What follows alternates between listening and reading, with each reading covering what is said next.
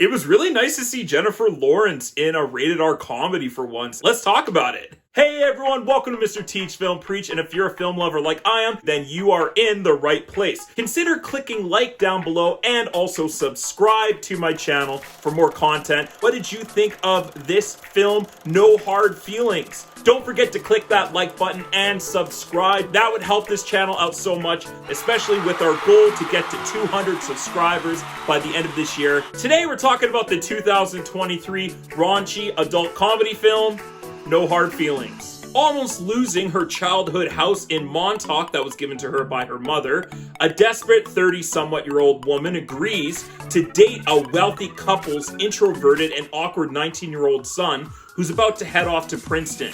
In exchange, she will receive a car.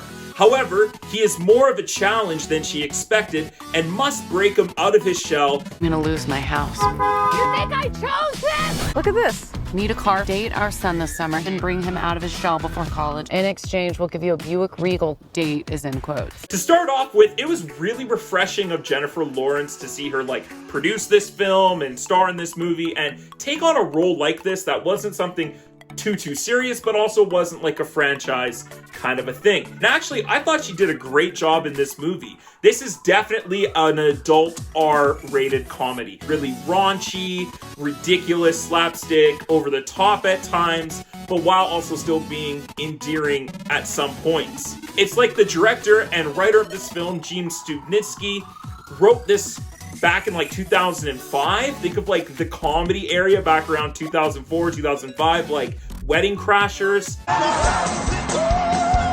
Wrote this script and it was shelved for 15 years. And then finally, in 2023, it was made and released. This even has some tones of American Pie mixed in it.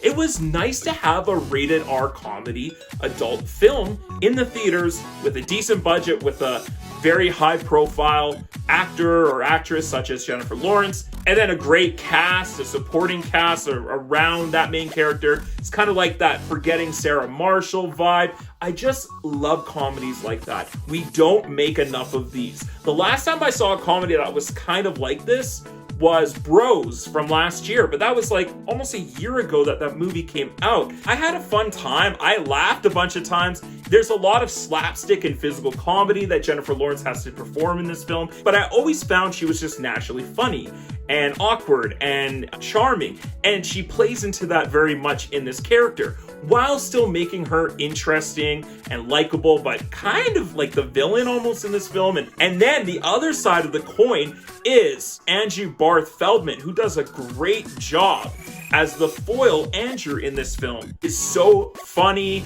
and engaging, and really it becomes his story. Yes, she's the catalyst in the start, and she's the one that brings the two of them together, but a lot of this film actually rests on his performance. Get away from her! Stay.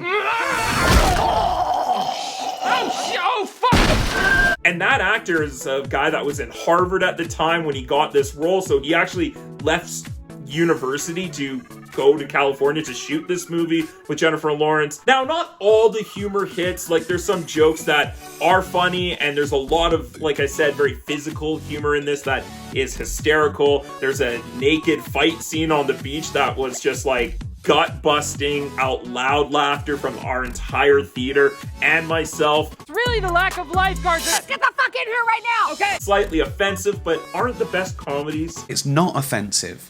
Now, I'm not saying it's being mean and being nasty, but it's supposed to shock people, and this movie's got some shocking parts to it. It was decently written. They actually handled the subject matter, considering what this is, an older woman seducing a younger guy to bring him out of his shell for his parents, for a car. It's a really messed up situation.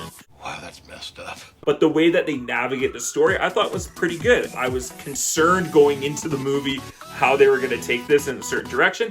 And I thought where the plane finally landed on the runway, it was a nice place where it landed. What's great about this movie is that it brings me back to those comedic films in the day where it was an hour and 40-minute long film, and it was just a simple story with a lot of gags, a little bit of heart, some good dramatic moments, some over-the-top performances, some hilarious side characters, and told a funny story at the same time.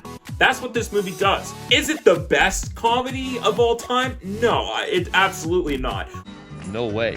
When I think of the best comedies, I'm thinking of things like Superbad, Forgetting Sarah Marshall, Zoolander. But this movie still filled and satisfied that crave for an adult rated R comedy. Where this movie, I believe, kind of holds it back from being great is that some things are on borderline inappropriate or cross that line to being very inappropriate. There's a lot of repeated things in this film that I've seen in a lot of other movies, and that's okay because movies steal from each other all the time, but it felt like just kind of lazy at times.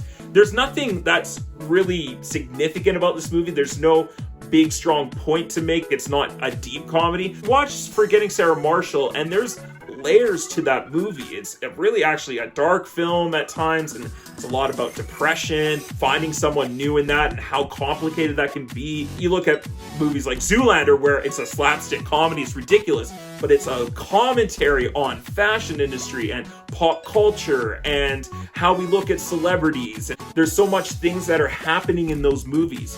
This is not one of those comedic films. This is a lot more in the realm of Wedding Crashers is a really great example, American Pie, but it's still not even the best of those. And I'm not saying I was expecting that. I wasn't going into this movie thinking of high expectations or having high hopes. It's a good time if you are an adult and you just want a night out away from the kids with a significant other or a bunch of friends. Go to the theaters, have a laugh, have a good time. And if you're someone that doesn't like those comedies of a certain age and of a certain time, I feel like you won't enjoy this film, and that's totally fine. This might not be everyone's cuppa. So I'm gonna go ahead and give No Hard Feelings a B-.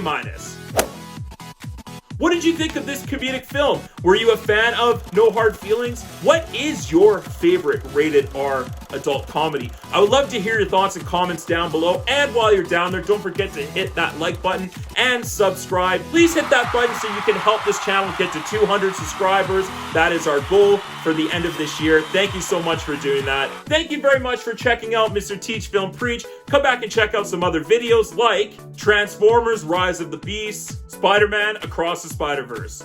Have a great day, everyone. Stay focused, stay awesome, and as always, let's get taught.